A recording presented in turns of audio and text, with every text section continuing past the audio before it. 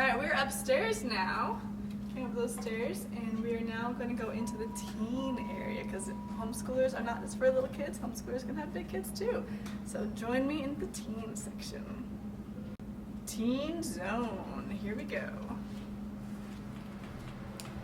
Hello, hello. Hi, Jen. How are you today? We're good. We're here to talk about homeschoolers. Okay. And how we can utilize this teen zone space better. So how do you take us on a little tour? Sure, I can. So when you first come through, this is my desk right here. So if anybody needs anything or has any questions, they can find me usually just right here. I've got plenty of computers. I have 12 of them. You can use them via your library card. They're real easy to log into right over here. And if you forgot headphones, I have headphones right there. I do have gaming headphones that can be checked out via your library card. You just have to come check in with me at the desk. It'll have the big headphones on them with the microphone, because I know some people really like, the kids like do Fortnite and battles and stuff. It's hard for them to talk with their friends on there. So I've got those available. Regular headphones over there though, you don't have to have your library card to check out or anything. You can just grab those. And I have webcams that can be used for gaming as well. Or if you have to take a class virtually and need to be seen on camera, I can pull those out and hook those up to the computers as well. Very cool. You can see I've got a mini fridge here in the teen room. It's stocked with waters. Those are free to the kids to go ahead and grab. Sometimes there's kids that come all day. They'll go ahead and put their lunch in here or their snacks or their drinks to keep cool. So we've got those if you plan on visiting the library and staying all day. Keep everything nice and fresh. Got the art cart right there. They can pick out any kind of art supplies that they like to go ahead and create fun things. There's scissors, tape, ribbon, all kinds of paper, and sometimes I'll put puzzles and games in there. We just have the workstation here. I have a lot of flyers that are up here. We have things from Workforce Services, Job Corps, things like that, information and college information here. This one right here will be updated, but this is the 2022 UB Tech catalog, so I always have that available to look at as well. All their information in there. We have the Magic and Dungeons and Dragons kids that come in that like to play in a few clubs, so I keep papers there on character sheets, spells, and how to play the game. Awesome. We have links of paperwork. We've got something called Learning Library Express. That's a resource with your library card that you can log on to. It's a wonderful resource. It's great, especially for school. If you have to take any kind of test prep or anything, they have elementary, middle, high school, college. Oh, so I keep the college sheets here for like the SATs, ACTs, and GED tests. So it has the link on there and everything that helps them know they have access with that. And everyone has that with their library card? Yes, everyone has that with their library card. Very cool. It's wonderful, especially when I go over like Split Mountain stuff. That's the one thing I really show, because you can get so much help on there. Little tutorials and things to help out with math, reading, all that. It's a wonderful resource. Very cool. And then I have the Cricut Explorer Air Cutter, where we go ahead and make fun little designs and print out decals and things like that. And I've got tons of vinyl that we can work with.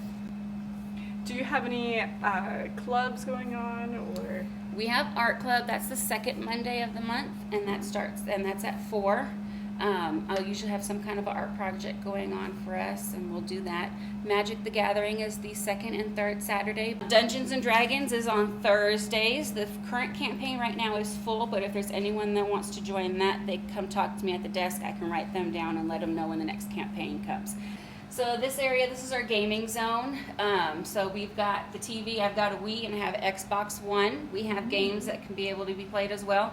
Don't need your library card to do any of this. You just come on in, and if I'm in, I can open up the cabinet for you. You can pick out the games that we have. I've got about 4 controllers for each, so 4 can play at a time. Very cool. Just log on to the Library Teens Xbox account. We've got the lovely gaming chairs here, or you can use some of our back chairs that we have there, or pull up any of the ones from the computers. So yeah. That's awesome. The only rule with this one is there has to be a teen advisor in the room. Like you? Like me, yes. So what are the ages? Is it like 13 strict, or just like anyone who? We're actually 11 to 18. 11 to 18. Are the ages that I cover in here, yes. Not totally strict on the age. It's just most of my stuff is geared towards that, especially too with the video games and everything like that. So that's where the age range comes in from. I do have some kids that will come in with their younger siblings that they have to watch. So I totally understand that. I don't want your little sister or your little brother out there in the general area while you're in here, so we can make accommodations for that. So Awesome. with the Xbox and the Wii, they can only play the games that we have in the cupboard. So all the games that we have are either rated family, or the highest rating I have is T for teens. No other games are allowed that are not what I already have in the collection.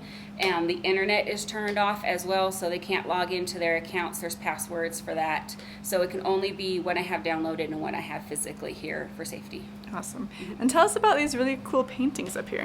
These are paintings that were done by some teens. We had a few years ago, it was canvas and cookies. So these were some of the paintings that the teens had left behind for the teen room. Love it. Thank you. Tell us about your teen council. So it's the TNT Youth Council is what we have. There's a group of 8 of them right now. They help run programs at the library. So whenever you see the teen craft nights or the prom drive, usually anything geared towards teens, they're the ones helping run it. It's usually their idea as well. So you'll find a lot of the Youth Council involved in all the projects that we have going on. And how do you become part of the Youth Council? You just come and see me. I have a small little application for you to fill out. There's a volunteer application, and then there's a TNT application. And then you just come on in. We have a talk about why you'd like to join the Youth Council. It's like a small little interview. And then I invite you to one of the meetings.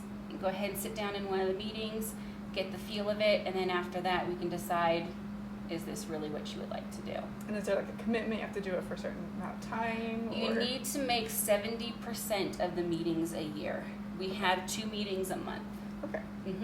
And same thing with the projects. If it's your project and your idea, I ask that you're either there for setup, to help run it in the middle, or for cleanup. Okay.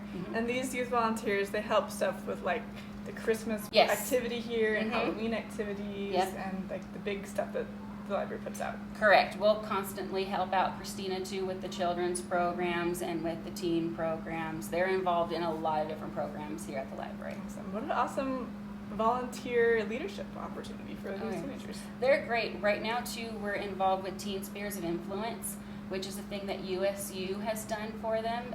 USU went and got a grant about a year and a half ago to help enrich youth councils in Utah. We sent in an application. We are one of the approved spots for the TSI, Teen Spheres of Influence, TSI.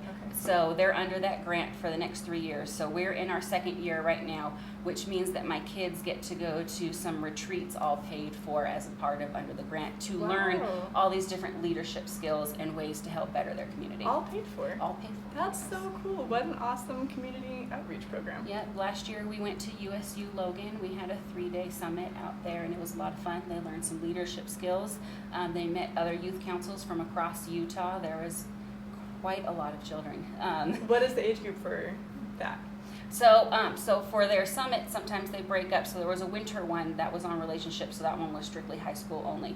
But the summit is middle and high school. And for the youth council, I start at 13 and go to 17, 18 if you're still enrolled in high school. Perfect.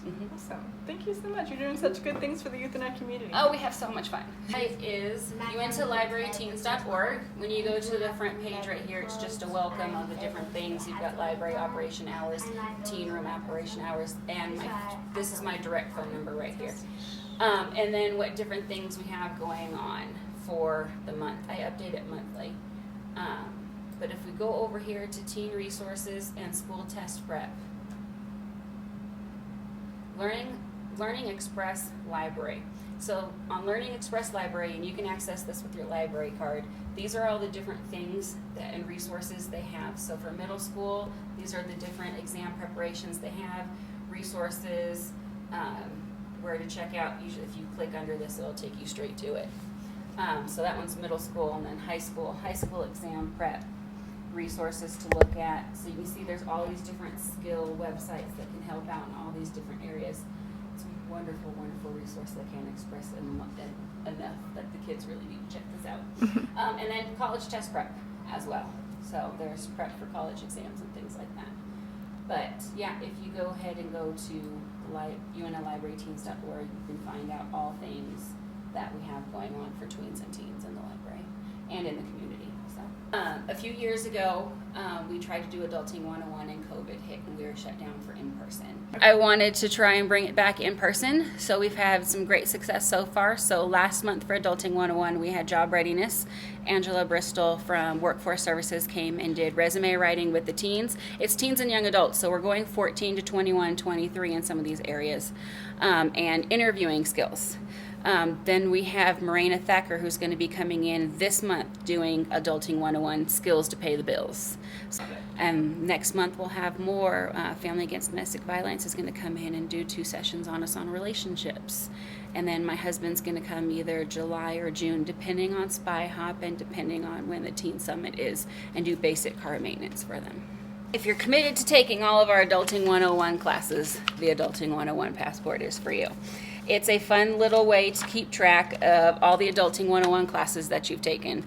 Each workshop that you take, you're going to want to put the date, the name of it, and 3 things that you learned, and get the instructor's initials. When you bring this in to me with your 5th and your 15th workshop, you can get prizes for coming to the Adulting 101 workshops. Awesome. So the 5th one is just a small one, and then the 15th is a bigger one. We have our teen book box subscriptions, so they're a box like this. Inside the book box, there's a book, there's bookmarks. So you can Yeah, pull it sure. out. And this is just an example. It changes every month. Usually I theme it out. But you'll get some kind of treat, a cool bookmark, little decal stickers, some sort of a tattoo, and then some little prizes. They could be anything. And then your book. So this is a library book. When you do the book box subscription, you'll fill out a little survey. I'll ask you what kind of books you like to read, what kind of books you don't like to read, if you have any allergies or things like that.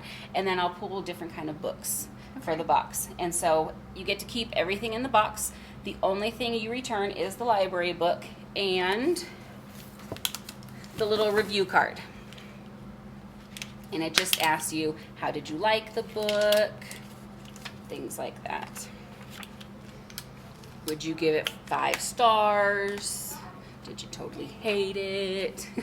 And then when you fill out these review cards, because sometimes I don't always get the review cards back. So every 3 months I'll pull a person out who's done a review, and they can come in and pick out a free book. Oh, wow. Yes. Very cool. They will very shortly, though, be transferring from library boxes to library bags.